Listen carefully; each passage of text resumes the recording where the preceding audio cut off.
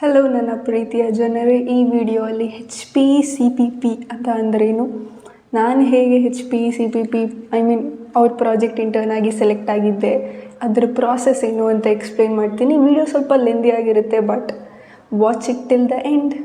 So firstly HP ಕಂಪ್ನಿಯವರು ಫ್ರೆಷರ್ಸ್ನ off campus hire ಮಾಡಲ್ಲ. ಮೆಜಾರಿಟಿ ಆಫ್ ದ ಟೈಮ್ಸ್ ಅವರು ಫ್ರೆಷರ್ಸ್ನ ಆಫ್ ಕ್ಯಾಂಪಸ್ಸಿಂದ ಹೈಯರ್ ಮಾಡಲ್ಲ.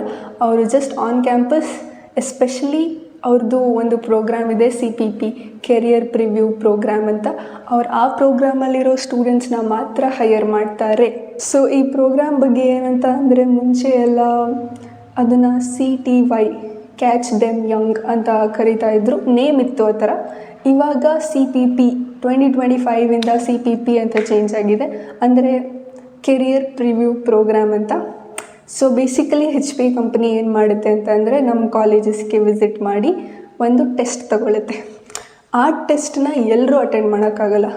ಯಾರ್ಯಾರಿಗೆ 8.5 ಆ್ಯಂಡ್ ಅಬವ್ CGPA ಇರುತ್ತೆ ಅವ್ರು ಮಾತ್ರ ಆ ಟೆಸ್ಟ್ನ ಅಟೆಂಡ್ ಮಾಡ್ಬೋದು. ಓಕೆ, ನಮ್ಮ ಕಾಲೇಜಲ್ಲಿ 8.5 ಆ್ಯಂಡ್ ಅಬವ್ CGPA ಯಾರ್ಯಾರಿಗಿತ್ತು ಅವರೆಲ್ಲ ಆ ಟೆಸ್ಟ್ನ ತಗೋಬೋದಿತ್ತು. ಸೊ ಈ ಟೆಸ್ಟಲ್ಲಿ 40 MCQ ಕ್ವೆಶನ್ಸ್ ಇರುತ್ತೆ ಆ್ಯಂಡ್ 3 ಡಿಸ್ಕ್ರಿಪ್ಟಿವ್ ಕ್ವೆಶನ್ಸ್ ಇರುತ್ತೆ. ಈ 40 MCQ ಕ್ವೆಶನ್ಸು HP ಕಂಪ್ನಿ ಬಗ್ಗೆ ಆಗಿರುತ್ತೆ, ಅವ್ರದ್ದು ಕ್ಲೌಡ್ ಟೆಕ್ನಾಲಜೀಸ್ ಬಗ್ಗೆ ಆಗಿರುತ್ತೆ, ಅವ್ರ ಪ್ಲ್ಯಾಟ್ಫಾರ್ಮ್ಸ್ ಬಗ್ಗೆ ಆಗಿರುತ್ತೆ, ಆ್ಯಂಡ್ ಕಂಪ್ಯೂಟರ್ ಸೈನ್ಸ್ ಫಂಡಮೆಂಟಲ್ಸ್ ಬಗ್ಗೆ ಆಗಿರುತ್ತೆ, and programming fundamentals and programming basic questions ಆಗಿರುತ್ತೆ. ನೀವು ಆವಾಗ 6th ಸೆಮ್ಗೆ ಎಂಟರ್ ಆಗ್ತಾ ಇರ್ತೀರ, ಆವಾಗ ಅವ್ರು ನಿಮಗೆ ಈ ಟೆಸ್ಟನ್ನು ತಗೋತಾರೆ. ಸೊ ಈ ಟೆಸ್ಟಲ್ಲಿ ಏನಂತ ಅಂದರೆ, ಒಂದು 400ರಿಂದ 500 ಜನ ಬರೀಬೋದು. It depends on your college. Like ನಮ್ಮ ಕಾಲೇಜಲ್ಲಿ ಒಂದು 400ರಿಂದ 500 ಜನ ಬರ್ತಿದ್ರು. ಇಡೀ ಕಾಲೇಜಲ್ಲಿ ಯಾರ್ಯಾರು 8.5 ಆ್ಯಂಡ್ ಅಬವ್ CGPA ಇದೆ ಅವ್ರು ಎಲ್ಲರೂ ಬರೆದಿದ್ರು ಈ ಟೆಸ್ಟನ್ನ. ಅದಕ್ಕಿಂತ ಮುಂಚೆ 40 MCQ ಕ್ವೆಶನ್ಸ್ ಇರುತ್ತಲ್ಲ, ಅದಲ್ಲದೆ 3 ಡಿಸ್ಕ್ರಿಪ್ಟಿವ್ ಕ್ವೆಶನ್ಸ್ ಇರುತ್ತೆ. ಆ ಡಿಸ್ಕ್ರಿಪ್ಟಿವ್ ಕ್ವೆಶನ್ಸ್ ನಮಗೇನಿತ್ತು ಅಂತ ಅಂದರೆ, ಒಂದು ಯಾಕೆ ನೀವು HP ಪ್ರಾಜೆಕ್ಟ್ ಇಂಟರ್ನಾಗಿ ವರ್ಕ್ ಮಾಡಬೇಕು, ಇನ್ನೊಂದು ನಿಮ್ಮ ಫೇವ್ರೆಟ್ ಟೆಕ್ನಾಲಜೀಸ್ ಏನು, ಆ್ಯಂಡ್ ಇನ್ನೊಂದು ಕ್ವೆಶನ್ ಏನಂದರೆ, ಟೆಕ್ನಿಕಲ್ ಎರರ್ಸ್ ಏನಾದರೂ ಬಂದಾಗ ನೀವು ಅದನ್ನು ಹೇಗೆ ಡೀಲ್ ಮಾಡ್ತೀರಾ, ಸಮಥಿಂಗ್ ಆ ಥರ. ಅದು ಡಿಸ್ಕ್ರಿಪ್ಟಿವ್ ಕ್ವೆಶನ್ಸ್ ಆಗಿರುತ್ತೆ. ಅಂದರೆ ನೀವೇ ಓನಾಗಿ ಆನ್ಸರ್ಸ್ನ ಬರೀಬೇಕು.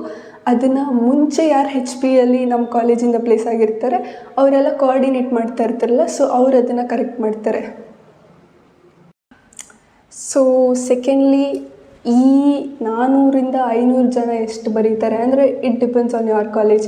ನಿಮ್ಮ ಕಾಲೇಜಲ್ಲಿ ಎಷ್ಟು ಜನರಿದ್ದಾರೆ, ಎಷ್ಟು ಜನರು 8.5 CGPA ಇದೆ, ಆ್ಯಂಡ್ ಅವರೆಲ್ಲ ಯಾರ್ಯಾರು ಟೆಸ್ಟನ್ನು ತಗೋತಾರೆ, ಅಷ್ಟು ಜನದಲ್ಲಿ 25 ಜನನ ಮಾತ್ರ ತಗೋತಾರೆ, ಟಾಪ್ 25 ಮೆಂಬರ್ಸ್ನ ಮಾತ್ರ.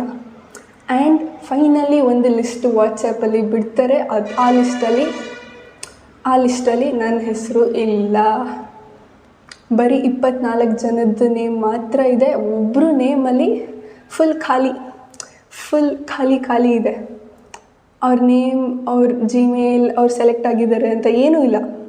ನಾನು ಲಿಸ್ಟ್ ನೋಡಿಬಿಟ್ಟು ನನ್ನ ಹೆಸರೂ ಇಲ್ಲ ಛೇ ಅಂತ ಅಂದ್ಕೊಂಡು ಡಿಲೀಟ್ ಮಾಡಿಬಿಟ್ಟೆ. ಅದಾಗಿ 1-2 ದಿನ ಆದಮೇಲೆ ಇನ್ನೊಂದು ಲಿಸ್ಟ್ ಕಳಿಸಿದ್ರು. ಅದು ಡೈರೆಕ್ಟಾಗಿ ನನ್ನ ಗ್ಯಾಲ್ರಿಯಲ್ಲಿ ಸೇವ್ ಆಗಿತ್ತು.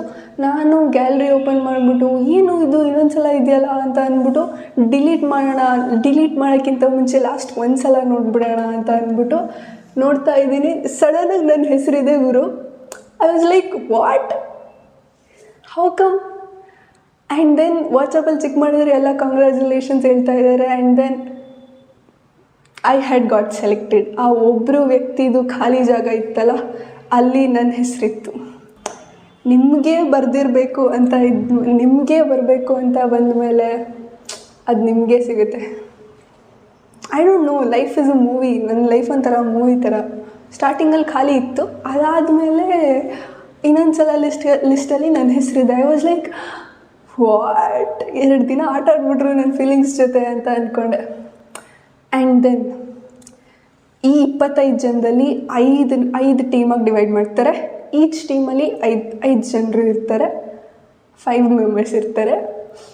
ಆ್ಯಂಡ್ ಒಂದು ಪ್ರಾಜೆಕ್ಟ್ನ ಅಸೈನ್ ಮಾಡಿರ್ತಾರೆ ಪ್ರತಿ ಒಂದೊಂದು ಟೀಮಿಗೂ. ಆ್ಯಂಡ್ ಒಬ್ಬರು ಮೆಂಟರ್ ಫ್ರಮ್ ದ ಕಾಲೇಜ್ ಹಾಕಿರ್ತಾರೆ, ಆ್ಯಂಡ್ ಒಬ್ಬರು ಮೆಂಟರ್ನ HP ಕಂಪ್ನಿಯವರೇ ಒಬ್ಬರು ಮೆಂಟರ್ನ ಅಸೈನ್ ಮಾಡಿರ್ತಾರೆ. ಇದೇ ಥರ ಪ್ರತಿ 5 ಟೀಮ್ಗೂ ಮಾಡಿರ್ತಾರೆ. ನಮ್ಮ ಪ್ರಾಜೆಕ್ಟ್ ನೇಮ್ ಬಂದು XYZ. I can't reveal that, ಅದ್ರ ಬಗ್ಗೆ ರಿವೀಲ್ ಮಾಡೋಕ್ಕಾಗಲ್ಲ because company project bro. And then ಆ ಪ್ರಾಜೆಕ್ಟ್ ಲೈನ್ ಓದಿದ್ರೆ ಒಂದು ಸ್ವಲ್ಪನೂ ಏನೂ ಗೊತ್ತಿಲ್ಲ ಅದು, ಬಿಕಾಸ್ ಫಸ್ಟ್ ಟೈಮ್ ಆ ಥರ ವರ್ಡ್ಸ್ನ ಓದ್ತಾ ಇರೋದು. ಅದಾದಮೇಲೆ ಫಸ್ಟ್ ಮೀಟಿಂಗ್ ಇತ್ತು HP ಮೆಂಟರ್ಸ್ ಜೊತೆ.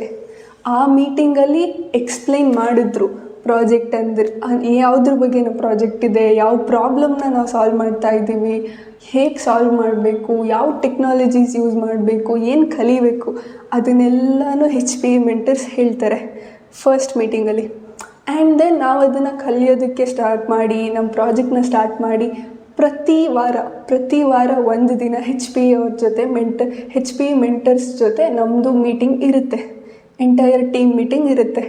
ಹೀಗೆ 6th entire semester, 6th semester full ನೀವು ಈ ಪ್ರಾಜೆಕ್ಟ್ನ ಮಾಡಬೇಕಾಗುತ್ತೆ. ಬಿಕಾಸ್ ಅದು 4 to 6 months ಟೈಮ್ ಇರುತ್ತೆ ನಿಮ್ಗೆ ಆ ಪ್ರಾಜೆಕ್ಟ್ನ ಮಾಡಿ ಮುಗಿಸೋದಕ್ಕೆ. ಆ್ಯಂಡ್ ಈ ಗ್ಯಾಪಲ್ಲಿ HP ಕಂಪ್ನಿಗೆ ನಮ್ಮನ್ನು ಕರ್ಕೊಂಡು ಹೋಗ್ತಾರೆ. ಇಂಡಸ್ಟ್ರಿಯಲ್ ವಿಸಿಟ್ ಅಂತ ನಮ್ಮ ಕಾಲೇಜಿಂದ ಒಂದು ಪರ್ಟಿಕ್ಯುಲರ್ CGPAಗಿಂತ ಜಾಸ್ತಿ ಇರೋ ಸ್ಟೂಡೆಂಟ್ಸ್ ಎಲ್ಲರನ್ನೂ ಕರ್ಕೊಂಡು ಹೋಗಿದ್ರು. ಆ್ಯಂಡ್ ನಮ್ಮನ್ನು ಕರ್ಕೊಂಡೋಗಿದ್ರು ಬಿಕಾಸ್ ಆಬ್ವಿಯಸ್ಲಿ ನಾವು CPP ಸ್ಟೂಡೆಂಟ್ಸು, ನಾವು ಅವ್ರ ಪ್ರಾಜೆಕ್ಟ್ ಇಂಟರ್ನು, ಸೊ ಆಬ್ವಿಯಸ್ಲಿ ಕರ್ಕೊಂಡು ಹೋಗ್ತಾರೆ. ಅವ್ರೇನಂತ ಅಂದರೆ ಕಂಪ್ನೀಸಿಗೆ ಒಂದು ಪರ್ಟಿಕ್ಯುಲರ್ CGPA ಇದೆ, ಅದಕ್ಕಿಂತ ಜಾಸ್ತಿ ತೆಗ್ದಿರೋರನ್ನ ಮಾತ್ರ ಕರ್ಕೊಂಡು ಹೋಗ್ತಾರೆ, ಇನ್ಕ್ಲೂಡಿಂಗ್ ಅಸ್, ಬಿಕಾಸ್ ನಾವು ಕಂಪಲ್ಸರಿ CPP ಸ್ಟೂಡೆಂಟ್ಸ್ ಹೋಗಲೇಬೇಕು. ಆ್ಯಂಡ್ ದೆನ್ ನಾನು ಏನು ಅನ್ಕೋತಾ ಇದ್ದೆ ಅಂದರೆ, ಇಫ್ ನಾನು CPP ಸ್ಟೂಡೆಂಟ್ ಆಗಿಲ್ಲದೆ ಇದ್ದಿದ್ರೆ ಅವ್ರ ಕಂಪ್ನಿನ ವಿಸಿಟ್ ಮಾಡೋಕ್ಕಾಗ್ತಿರ್ಲಿಲ್ಲ, ಬಿಕಾಸ್ ಆ CGPA ನನಗಿರಲಿಲ್ಲ ಅವಾಗ. 8.5 ಮ್ಯಾಕ್ಸಿಮಮ್ ನಾನು ತೆಗ್ದಿರೋದು. ಓಕೆ. ಆ್ಯಂಡ್ ದೆನ್ ಅವ್ರ ಕಂಪ್ನಿಗೆ ವಿಸಿಟ್ ಮಾಡಿದಾಗ ವಾವ್ ಬ್ರೋ, ಎಷ್ಟು ಸಖತ್ತಾಗಿತ್ತು ಗೊತ್ತಾ. ಐ ಮೀನ್ ನಾವು ಒಳಗಡೆ ಲೈಕ್ ಫೋಟೋಸ್ ವೀಡಿಯೋಸ್ನ ತಗೊಳ್ಳೋ ಹಾಗಿಲ್ಲ, ಬಟ್ ನಾನು ಅಂದ್ಕೊಂಡೇ ಇರಲಿಲ್ಲ ಕಂಪ್ನೀಸ್ ಇಷ್ಟು ಸಖತ್ತಾಗಿರುತ್ತೆ, ಗೇಮ್ಸ್ ಎಲ್ಲ ಇರುತ್ತೆ, ಊಟ ಇರುತ್ತೆ. ಐ ಮೀನ್ ಊಟ ಏನೇ ಇರಲಿ, ಊಟ is something which attracts me the most.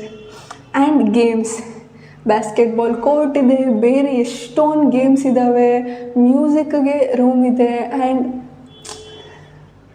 ಮಲ್ಕೊಳ್ಳೋದಕ್ಕೆಲ್ಲ room ಇದೆ, and meeting rooms, and place, work culture, labs, everything. ಏನು ಸಕ್ಕತ್ತಾಗಿತ್ತು ಗೊತ್ತಾ ಗುರು, ಚಿಂದಿ. ಅವಾಗ ಅನ್ಕೋತಾ ಇದೆ ಇದ್ದೇ ಕಂಪ್ನಿಗೆ ಸೇರ್ಕೋಬೇಕು, ಬಿಕಾಸ್ ಅವರು CPP ಕ್ಯಾಂಡಿಡೇಟ್ಸ್ನ ಮಾತ್ರ ಇಂಟರ್ವ್ಯೂ ತೊಗೊಳೋದು, ಬೇರೆ ಎಲ್ಲ ಸ್ಟೂಡೆಂಟ್ಸ್ಗೂ ತೊಗೊಳ್ಳಲ್ಲ, ಬರೀ CPP ಕ್ಯಾಂಡಿಡೇಟ್ಸ್ನ ಮಾತ್ರ ತೊಗೋತಾರೆ ಅವರು. ಸೊ ಅವ್ರು ಕೇಳೋ ಕ್ವೆಶನ್ಸಿಗೆ ಯಾರು ಆನ್ಸರ್ ಮಾಡ್ತಾರೆ ಅವರಿಗೆಲ್ಲ ಇದು ಕೊಡ್ತಾರೆ. U see this HP logo ಇದೆಯಲ್ಲ, ಇದನ್ನು ಕೊಡ್ತಾರೆ. ತಗೊಂಡಿರೋ ಪ್ರಾಜೆಕ್ಟ್ ಇದು. ಸೊ ಡೆಫಿನೆಟ್ಲಿ ನನಗೆ ಈ ಪ್ರಾಜೆಕ್ಟ್ ಅಂದರೆ ತುಂಬ ಇಷ್ಟ. ಆ್ಯಂಡ್ ಈ ಪ್ರಾಜೆಕ್ಟ್ನ ನನಗೆ ಮಿನಿಕ್ಯೂಬ್ ಅಂದ್ರೇನು ಅಂತ ಗೊತ್ತಿರಲಿಲ್ಲ, ಡಾಕರ್ ಅಂದ್ರೇನು ಅಂತ ಗೊತ್ತಿರಲಿಲ್ಲ, ಕ್ಯೂಬರ್ನೆಟಿಸ್ ಅಂದ್ರೇನು ಅಂತ ಗೊತ್ತಿರಲಿಲ್ಲ, ಪ್ಲ್ಯಾಟ್ಫಾರ್ಮ್ಸ್, ಕೆಲವೊಂದು ವೆಬ್ಸೈಟ್ಸ್ನ ಲೈಕ್ ರಿಸರ್ಚ್ ಪೇಪರ್ಸ್ನ ಏನಕ್ಕೆ ಓದಬೇಕು, ಅದನ್ನು ಯೂಸ್ ಮಾಡ್ಕೊಂಡು ಯಾವ ಪ್ರಾಬ್ಲಮ್ಸ್ನ ಸಾಲ್ವ್ ಮಾಡ್ಬೋದು, ಏನೂ ಗೊತ್ತಿರಲಿಲ್ಲ ನನಗೆ. ಈ ಪ್ರಾಜೆಕ್ಟಿಂದನೇ ಕಲ್ತಿದ್ದು, ನಾನು ತುಂಬ ಕಲಿತೆ ಈ ಪ್ರಾಜೆಕ್ಟಿಂದ. ಮುಂಚೆ ಎಲ್ಲ ನಾನು ಬರೀ DSA ಕೋರ್ ಅದನ್ನು ಮಾತ್ರ ಕಲಿತಿದ್ದೆ, ಈ ಪ್ರಾಜೆಕ್ಟ್ ಸಿಗೋದಕ್ಕೆ ಏನು ಬೇಕೋ ಅದನ್ನು ಕಲಿತಿದ್ದೆ.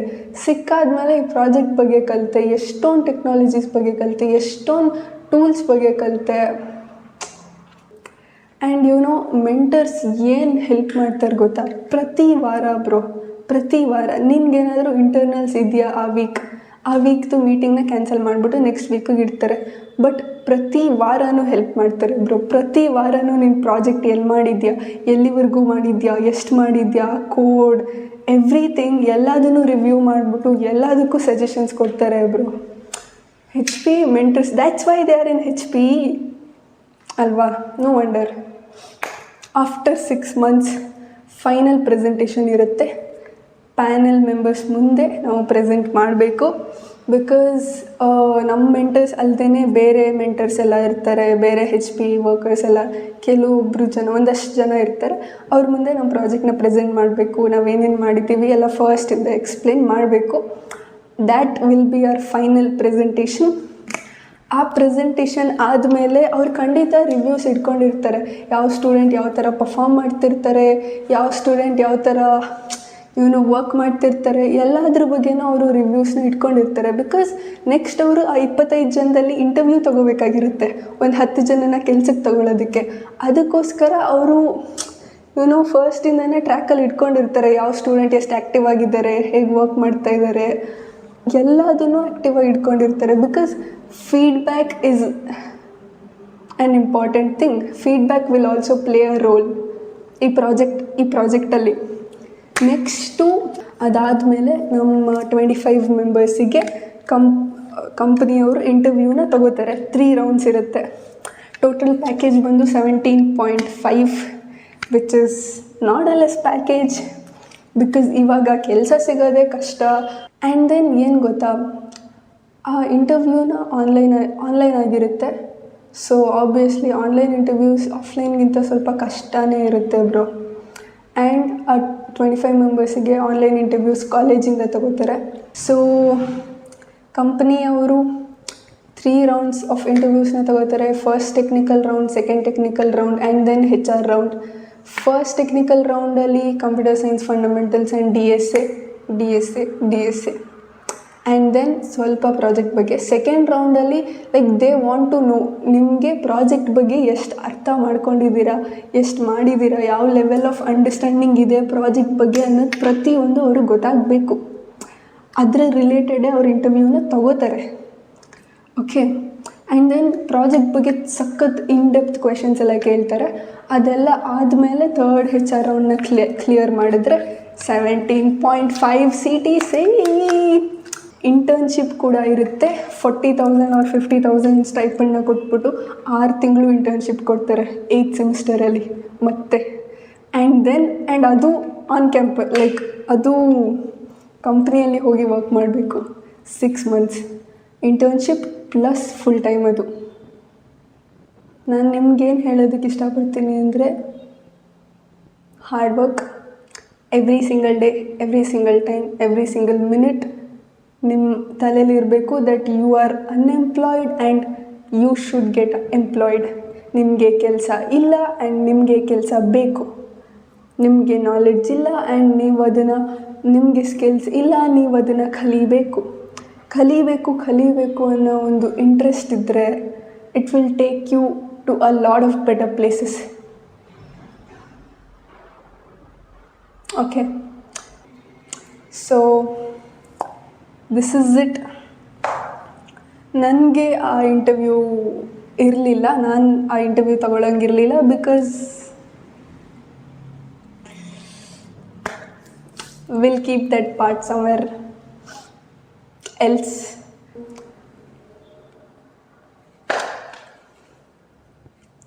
Thank you, bye. Study well bro.